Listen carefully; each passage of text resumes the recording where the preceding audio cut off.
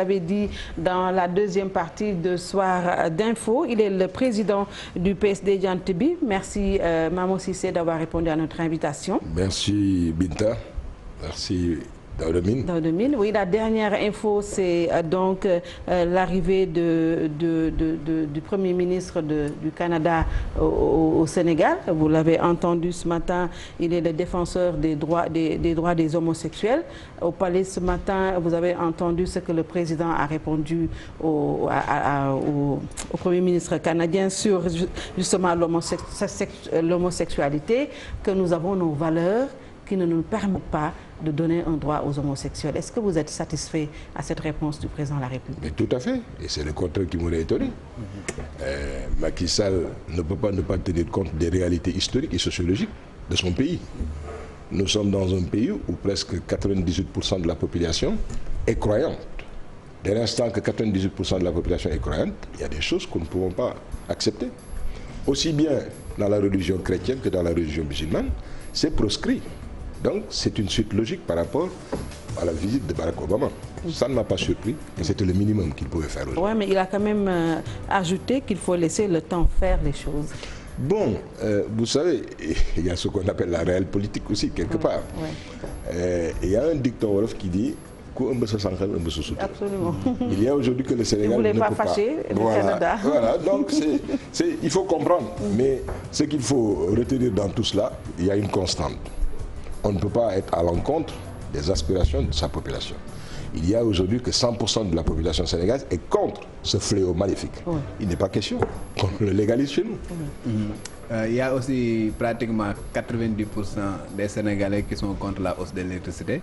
Mais on voit quand même que les gens de la mouvance présidentielle ne sont pas du côté de la population. Ah, mais dans des fois aussi, je ne comprends pas. Tout le monde a vu les commentaires que j'ai eus, quand même. Parce qu'au-delà de la politique, moi je suis aussi un opérateur économique, je suis industriel. Et donc je suis directement concerné par la hausse de l'électricité. Et il y a aujourd'hui que sur ma facture, j'ai presque 1 200 000 francs d'augmentation de facture. Okay. Ah oui, donc quand je dis que je ne suis pas d'accord, et quand je demande l'audit de la Sénélec, c'est parce que, honnêtement, nous devons nous poser ces questions. Il était question pour la compétitivité de nos entreprises. On est aujourd'hui dans le Sénégal émergent. Comment peut-on nous émerger si effectivement ce coût de facteur qui est déterminant dans la structuration de notre valeur ajoutée puisse effectivement flamber? De 80 ou 70, comment on va compétir aujourd'hui avec la Côte d'Ivoire? Comment on va compétir avec les pays de la sous-région? C'est des problèmes que nous posons. Donc, qu'ils se permettent comme ça du jour au lendemain d'augmenter l'électricité presque en passant du kit au double me pose un problème. C'est la raison pour laquelle nous demandons, pour ne pas personnaliser le débat, de 2012 à aujourd'hui, et je pense que la logique voulait aujourd'hui que l'État du Sénégal se prononçât sur un audit. Ce serait bénéfique pour les Sénégalais et pour nous. Parce que la Sonatel, contrairement à ce que j'avais entendu dire, mais nous appartient. Et dès l'instant que ça nous appartient, on a le droit de nous indigner et de demander effectivement qu'il y ait des audits. Je comprends ce qui peut être à la base de ça. L'échec, il est là. On augmente parce que ce qu'on attendait n'est pas venu. Qu'est-ce qu'on attendait? Ils attendaient un redressement et on nous avait vendu effectivement du feu, de la paille. On nous disait qu'en 2020, qu'on allait même vendre à la Guinée-Bissau et autres. Ce n'est pas le cas, au contraire, on a augmenté. Mais la décence aurait voulu quand même que ceux qui étaient à la tête de cette structure-là puissent s'expliquer. C'est trop facile de se cacher aujourd'hui derrière son doigt pour essayer de nous dire « Ah oui, il fallait le faire parce que c'est les cours de faux facteurs ou c'est les cours mondiaux. » Quels cours mondiaux? Non. Quand le dollar s'est baissé, où le baril coûtait presque à 35-40, qu'a-t-on fait? Sur le pétrole, il y a eu des améliorations qualitatives. Parce qu'effectivement, notre régime, le régime de Macky Sall, est resté presque sur 7 ans, 8 ans sans augmenter. Ça a surtout plus d'un. Mais il y a ce qu'on appelle les fonds de péréquation. Quand en période grasse, vous gagnez de l'argent, essayez d'épargner pour des lendemains difficiles. Mais il a été dit que l'État du Sénégal a retiré sa subvention quand même, d'où cette hausse-là. L'État du Sénégal a bon dos quand même dans tout cela. Ce dont il s'agit aujourd'hui, c'est d'abord un problème de management. Parce qu'on nous avait vendu, en toute bonne foi, une Sénélec extraordinaire qui avait redressé ses comptes et qui était presque à 9 ou 19 milliards de bénéfices. Oui. On veut savoir, je pense que c'est un minimum. Moi, je ne fais pas de la majorité, je n'ai pas de complexe. Mais il faut que aussi de l'autre côté, les gens sachent quand même qu'ils n'ont pas le monopole du cœur, encore moins du patriotisme. Les gars qui, pour cela, au-delà de cela, qu'est-ce qu'on offre concrètement? Le Sénégal aujourd'hui est un pays qui n'a pas d'industrie. Quelle est aujourd'hui la place, le rôle de l'industrie dans le développement du pays? Si nous devons...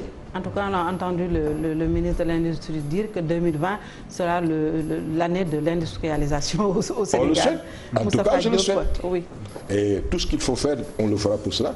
L'industrie et l'agriculture doivent être aujourd'hui les deux pieds de l'émergence au Sénégal. En changeant aussi des mentalités. On ne peut pas émerger quand les mentalités ne changent pas.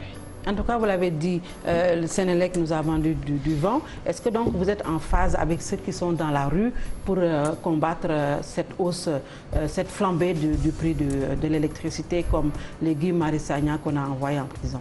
Bon, la bonne question à se poser à propos de ce M. Sagna, c'est qu'a-t-il fait pour être en prison? Et les gens ne s'arrêtent pas pour poser cela. Mais il n'a pas simplement manifesté. Quand on manifeste, au-delà de l'acte, c'est pour véhiculer, je pense, un message.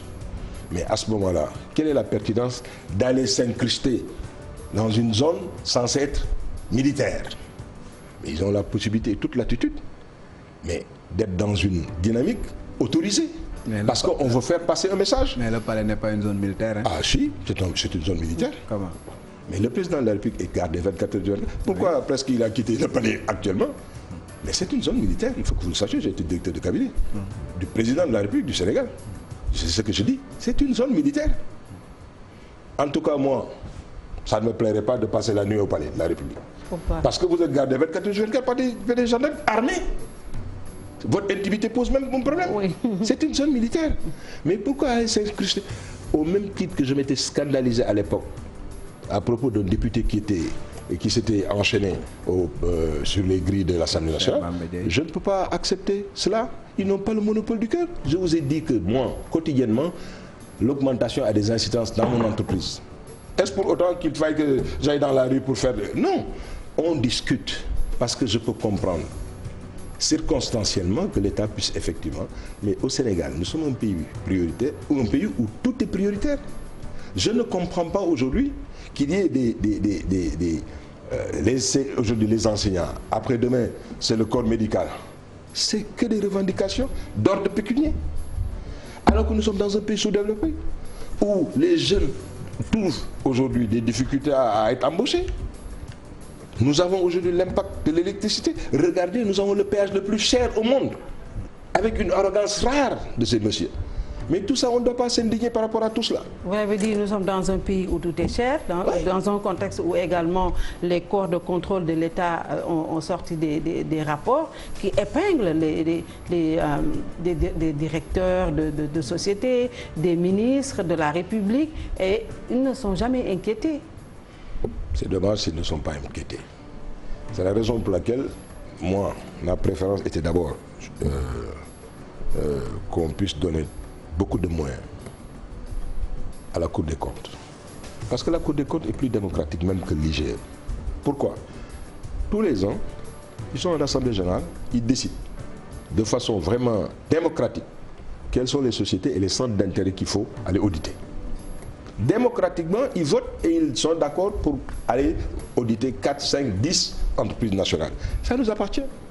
Leur conclusion, de mon point de vue, doit aller directement à un juge d'instruction. Pas au chef de l'État directement? Non, à un juge d'instruction. Parce qu'il s'agit d'argent public. Et ensuite, il faut renforcer aujourd'hui l'arsenal répressif sur les détournements de deniers publics. C'est un crime qui est impensable aujourd'hui de pardonner. Oui. Mais dans un pays comme le Sénégal, où on a besoin d'avoir des plateaux techniques relevés, que des gens puissent s'accaparer aujourd'hui les maigres ressources que nous avons, mais c'est inadmissible. Quelque part, même si je suis contre, je peux comprendre pourquoi des fois on les exécute. Parce que l'argent public, c'est un minimum. Il faut avoir le sens de la responsabilité. Donc, ce n'est pas l'affaire simplement du président Macky Sall. Ça doit être l'affaire quotidienne de tout le monde, de vous journalistes, des politiques. Mais par rapport à ces rapports-là, quand même, que les textes exigent que ces rapports-là soient remis au président de la République, qui, lui aussi, doit, s'il estime qu'il y a des infractions, remettre ces rapports-là au procureur de la République pour qu'il ouvre un certain nombre d'enquêtes. C'est la raison pour laquelle... Bon, il n'est jamais tard pour bien faire. Moi, je pense qu'il faut avoir une priorisation simultanée. Autant qu'il faille donner ce rapport-là au président de la République, mais autant, pour la sérénité, parce qu'il s'agit d'argent public, il faut qu'on donne ça à un juge d'instruction. Il faut renforcer les pouvoirs de la magistrature de ce point de vue. Parce que, je me souviens une fois, c'est une anecdote par rapport à un ancien président de la République. Excusez-moi. Il était confronté à des réalités qui étaient là, quotidiennes. Il y a eu un homme de la société civile qui n'est plus de ce monde. Il l'a fait appeler. Le monsieur est venu. Il a dit qu'il avait un problème. Il fallait qu'il lui montre un dossier. Et il lui a demandé quelle suite je devais réserver à ce dossier-là. Le monsieur est resté 5-10 minutes à lire ce rapport. Mais quand, à force de le lire, il continuait à s'incruster, à se calfeutrer dans le fauteuil. À un moment, il lui a dit, Monsieur le Président, je peux vous comprendre, même si je ne partage pas votre point de vue. Il y a des dossiers, des fois extrêmement difficiles. Mais la solitude du pouvoir est extrêmement difficile. Et un président de la République doit, dans la solitude, prendre certaines décisions. Mais il faut aider ce président à ne pas prendre ce genre de décision seul. Et comment le faire? C'est de donner ce dossier-là directement à la justice, qui n'aura pas d'état d'âme, mais parce qu'ils auront simplement à lire les textes. Mais il va falloir aussi qu'il n'y ait pas de sélectivité dans la transmission des dossiers. Je suis d'accord. C'est la raison pour laquelle... le président de la République dire que j'ai mis mon coude sur certains dossiers. Binta, oui. Lolo, on comprend. Et c'est les circonstances qui déterminent certains de nos actes. Et pour le cas d'espèce, vous le comprenez, c'était par rapport à Sindié. Oui. Comprenez parce dans que le contexte. Mis son frère, je ne peux pas mettre il y avait des problèmes de j'ai dit que la solitude du pouvoir. Mais honnêtement, renforçons les pouvoirs de la magistrature. Faisons confiance à notre justice et donnons ce genre de dossier à la justice. Oui. Parce qu'aujourd'hui, nous avons de jeunes magistrats qui n'ont pas d'état d'âme par rapport à la chose publique. Et le Sénégal est dans une dynamique implacable. On est obligé d'avancer. Et il y a eu des initiatives heureuses. Regardez ce qui s'est passé. Le Sénégal était à combien? 86e sur les initiatives pour la transparence dans les industries extractives. On a gagné 63 points. Mais il faut qu'on le dise. La perfection n'est pas de ce monde. Mais au moins qu'on ait cette volonté politique d'agir sur les choses.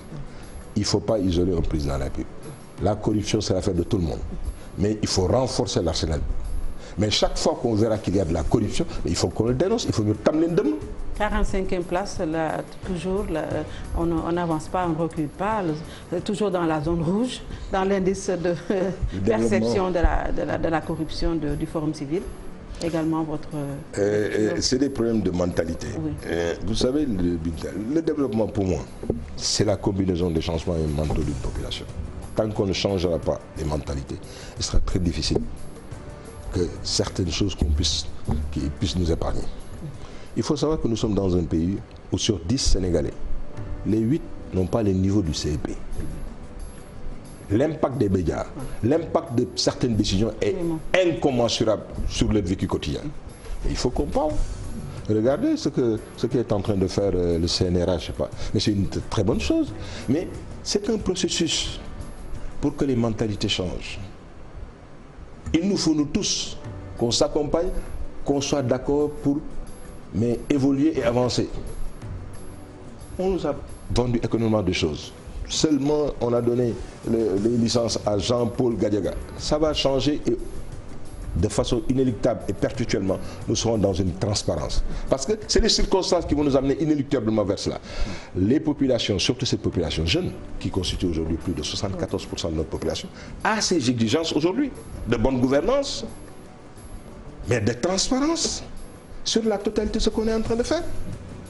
Comment comprendre aujourd'hui au XXIe siècle qu'on soit discriminé? Il y a des gens qui sont discriminés dans leur propre pays. Parce que l'essentiel aujourd'hui de l'activité économique est capté par des non-sénégalais. Oui. C'est un problème. Alors qu'aujourd'hui, la préférence nationale devait être au cœur de l'activité économique. C'est des choix difficiles, mais il faut les faire si nous voulons avancer. L'émergence ne pourra être faite que par des nationaux, et quand je parle de nationaux, c'est des bons nationaux bons temps. On est obligé de poser ce genre de débat. Alors tout cela dans un contexte de dialogue national. La question qui divise, c'est la proposition du FRN, l'amnistie pour Karim et l'amnistie également pour Khalifa Ababacar Sall. Quelle est votre lecture par rapport à tout ça? Vous savez, je pense qu'on ne pourra pas tout gérer dans le cadre de ce dialogue national.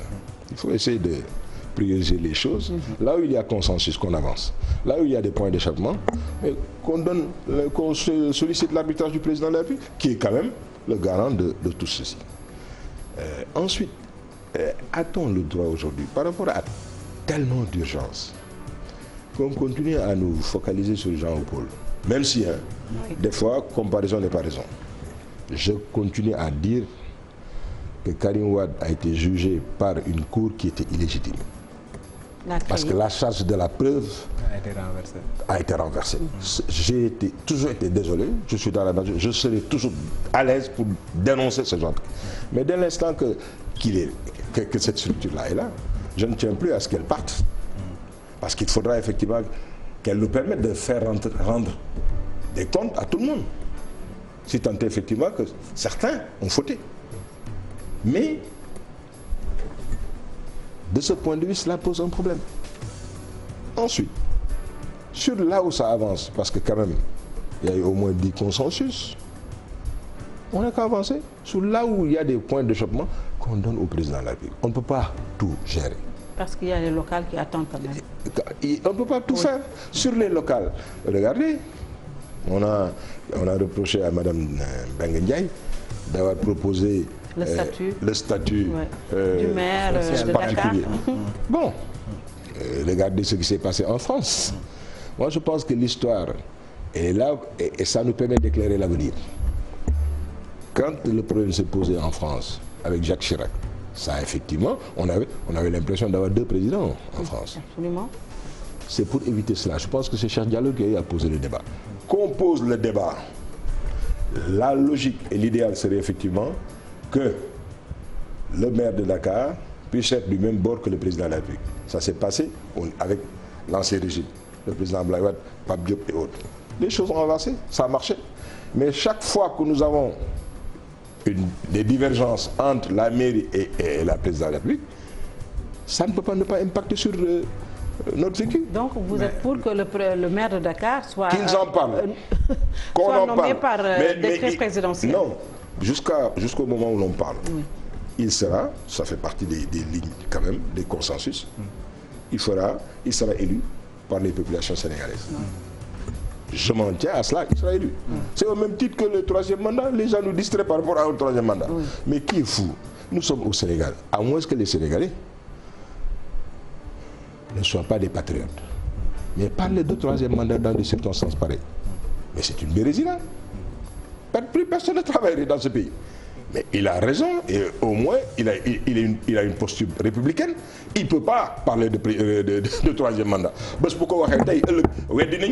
Qui va travailler dans ce pays? Mais est-ce qu'il a droit à un 3e mandat de président de la République? C'est un problème qui ne se pose pas. Moi, je fais confiance aux gens jusqu'à preuve du contraire. Le président Macky Sall a été élu.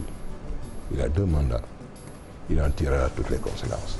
Mais aujourd'hui, parler de 3e mandat quand on n'avait même pas encore atteint une année, 12 mois, pose problème. Il a été élu avec 58%. Les défis sont immenses. C'est une des raisons qui l'ont poussé à supprimer le poste de Premier ministre pour fast track. Et on attend sur ça, qui régla les problèmes des Sénégalais, mais particulièrement de cette jeunesse. Sur 2 choses, le président Macky Sall. Il faut aujourd'hui qu'il sache que le développement de notre pays passera par l'agriculture et l'industrie. Quelle est la politique industrielle du Sénégal? Il faut qu'il parle avec tout. Ce n'est pas normal aussi qu'on prenne l'industrie ou le patronat sénégalais soit quelque chose de captif, que ça appartienne à Jean ou Paul. Ça doit être démocratisé. Et de ce point de vue, la DER a toute sa raison d'être. Parce que Binta Diallo, il faudra à terme que tu crées ta télévision. Absolument. Par la DER. vous fassiez autre chose, retour à l'agriculture, mine que tu ailles, l'ADER va t'accompagner. On a aujourd'hui des mécanismes qui sont là. Mais est-ce que tous les Sénégalais savent effectivement la pertinence de tous ces instruments qui sont là? Mais il faut communiquer dessus. Une campagne agricole, mais il faut la faire. Est-ce qu'aujourd'hui le crédit agricole est dans les dispositions pour soutenir et accompagner une bonne campagne agricole quand l'État lui donne de l'argent? Qu'on nous dise aujourd'hui que la Poste, tout le monde entend 46 milliards. Mais combien doit la Poste à l'État du Sénégal? Mais on ne doit pas parler de tout ça. Alors, nous sommes pratiquement au terme de l'émission, mais est-ce que le coronavirus ne freine pas un peu les activités des opérateurs économiques que vous êtes? La Chine, quand même, c'est votre destination favorite. En tout cas, heureusement que ça n'a pas trop impacté au niveau de Sandaga. Sandaga qui représente quand même à peu près 3-4 km², mais où on brasse au minimum 3 ou 4 milliards de francs quotidiennement. Ces gens avaient pris des dispositions pour commander, importer, comme ils le font toujours à partir du mois de décembre, parce que en prévision du nouvel an chinois. Et il se trouve que Coronaro là est venu à point nommé sur. Mais je pense qu'ils sont en train de régler. Vraiment, c'est stabilisé. Regardez, récemment, il y a eu un homme politique qui a sommé le président, qui lui a donné 72 heures. Ce populisme-là n'a pas sa raison d'être. 72 heures pour régler le problème des gars qui sont. 13 personnes. Est-ce qu'on est d'accord pour qu'ils aient un impact sur 13 millions d'habitants? 16 milliards. Le plateau technique aujourd'hui chinois est 4 milliards de fois plus relevé que celui du Sénégal. Ils sont en toute sécurité là-bas. Mais alors, qu'est-ce qui peut expliquer ce populisme-là pour donner des ultimatums au président de la République? C'est pas sérieux. Il faut qu'on revienne à l'essentiel. S'il faut dire non, s'il faut s'indigner, il faut s'indigner. Mais sachant quand même, raison garder, et sachant aussi que personne n'a le monopole du cœur. C'est la raison pour laquelle je pense que les gens de non-langue là, ils n'ont pas le monopole du cœur. Ils n'ont pas le monopole du cœur. Merci. Mais, oui, très rapidement. Très rapidement, une dernière question. C'est par rapport au statut spécial de Dakar. Ne pensez-vous pas que ce serait comme une rupture d'égalité? Pourquoi on pense tout simplement à Dakar alors que Dakar n'est pas la seule ville dans la capitale? Au moins, nous avons la ville de Pikine, nous avons la ville de Guédiawaye, nous avons la ville de Dakar, nous avons la ville de Rufisque, mais on ne pense qu'à la ville de Dakar. Pourquoi? Et prenez un cas. Macky Sall avait la possibilité de faire des délégations spéciales. Pourquoi? Depuis qu'il est là, il ne l'a pas fait. Pourquoi il avait la possibilité? Sur Dakar, il avait la possibilité d'avoir une délégation spéciale. Il ne l'a pas fait. Il a préféré quand même démocratiquement que le conseil municipal se réunisse et élise un nouveau maire. Donc, arrêtons. Chaque fois, on pense carrément qu'il y a des arrière-pensées. Sur le pays, prenez le cas aujourd'hui de l'article 80 et de l'arrêté Ousmane Ngom. Beaucoup de gens critiquent l'arrêté Ousmane Ngom. Mais moi, je dis, ce qu'on a refusé sous notre régime, à l'époque, le régime d'Ablaye, pourquoi devrait-on l'accepter aujourd'hui? Je ne suis pas d'accord. Vous savez pourquoi? Parce que c'est le centre économique du Sénégal. Moi, je sais, mon centre commercial, ce qu'il représente sur Dakar. Mais chaque fois qu'il y a grève ou marche meeting, mais les commerçants disent, mais parce que vous voulez mieux sonal. Et il faut que vous sachiez une chose. Au Sénégal, il y a tellement de pauvres que les gens, il faut que le matin, qu'ils se réveillent, qu'ils aillent en ville, tabartaché, jusqu'à 10h, 11h, envoyer, pour ne pas faire de la publicité, dans les sauf que le président... envoyer les dépenses quotidiennes. Oui. Vous vous rendez compte? Très bien. Si on le prive aujourd'hui de pouvoir travailler, comment ils vont manger? Oui, le président n'a qu'à travailler alors pour soulager la souffrance des Sénégalais. Ah oui, on l'attend sur ça. Il faut qu'il travaille. Il faut qu'il travaille. Il faut qu'il soit accessible. Il faut qu'il aille auprès des Sénégalais. Absolument. Mais il faut qu'il ouvre ses portes. Absolument. Très bien. Davantage. Oui. Absolument. Il faut qu'il ouvre ses portes à tout le monde. Merci beaucoup, Monsieur le Président du PSD, Djantibi, d'avoir répondu à notre invitation. Merci également à Daouda Mine. Merci également à vous d'avoir suivi.